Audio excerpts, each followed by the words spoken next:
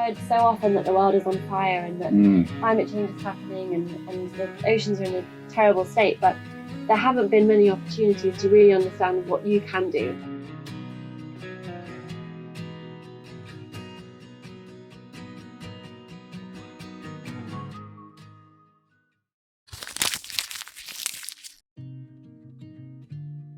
So I'm new to sailing, and obviously the whole Generation Sea Change thing is using Sobek, our vessel, as a base to strike out and tell all these stories. But sailing should be sustainable. It's one of the reasons I got into it, is obviously harnessing the power of the wind, all that stuff. And Holly has very kindly come on board today to talk about sustainable sailing and the rules and tips for sustainable sailing. So as a relatively new sailor, I've been sailing for about a year or so, what would you say are the top tips to be sustainable? Great question. One really, really good opportunity is what you put down the drain and down the loo. For example, toilet roll is traditionally made with adhesive. So you'll have really thin sheets of ply of toilet paper, effectively, which are glued together. And adhesive obviously contains a variety of chemical compounds, and glue itself is made of microplastic. So every time we're going to the loo, at home as well as on our boats, we are potentially adding a ton of microplastic to our waters. In the UK alone, it's around 22,000 tonnes a year, just for context. So it's quite a lot.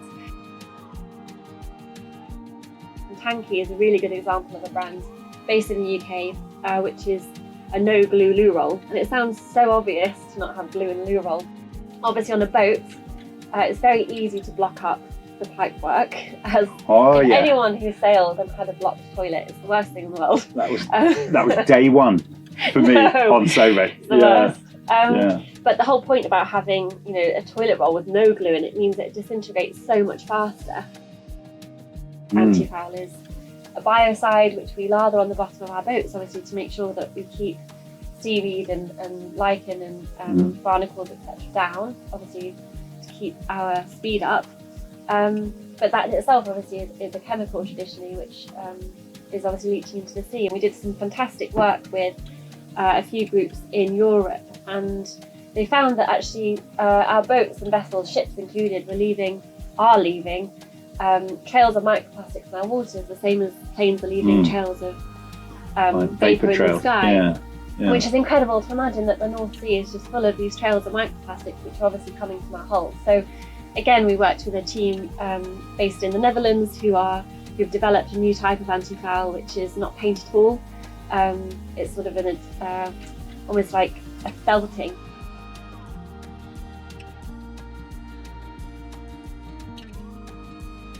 Anti-foul is a question that has vexed the industry forever, because it's very obvious that if you're going to stop things growing on your hull, the way you're going to do that is create something a toxin that means they can't do it, which obviously you are then releasing into the marine environment. And for years, decades, people have been experimenting with things. Tabasco was experimented with as one of the anti-foul, all sorts of things. So that's really interesting to hear. Other main elements for us have certainly been things like sails. So we set up a platform called Resail, which basically collects sailors and their old sails with organisations and projects that need them. In essence, obviously, sails are also made from a complex variety of materials and built to withstand some of the toughest environments on the planet. UV, obviously high winds, salt water. So they're really strong things, but they about 97% of them go into landfill, and we're talking about globally. And if you imagine there's around 33+ million boats registered on the planet, that's a lot of sails. Particularly high performance racing sails obviously get torn pretty much within the season easily. So we thought there must be people out there who are looking for the strength of this kind of material and to be able to reuse it basically and turn it into different products. So we set up this platform which basically is global, and you sort of put in your location and you can find projects around you that are looking for old sails for you to donate. Yeah, the recycling thing's massive, isn't it? Because am I correct in saying that GRP can't be recycled? Correct. So all of these hulls of all of these vessels around us can't be recycled. Yeah. And The situation we're in, Holly, it strikes me, is we've inherited a lot of these issues. And this conversation wasn't a conversation 20 years ago. You know, no one was looking at these issues 20 years ago. And there's nothing can be done in terms of the situation we find ourselves in at the moment, historically. But what we can do is change behaviours moving forward.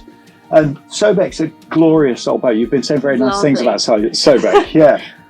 But she is of the age, you know, and there's a lot of hardwood in her, and you know, she's a GRP hull and all of those things. So all you can do is move forward and try and modify your behaviours to make the least environmental impact possible. And one of the lovely things of chatting to you, Holly, is realising that that is possible, actually. There are small things you can do, fitting filters, changing your toilet roll, look at the anti-foul process, recycle your sails, that really make a difference.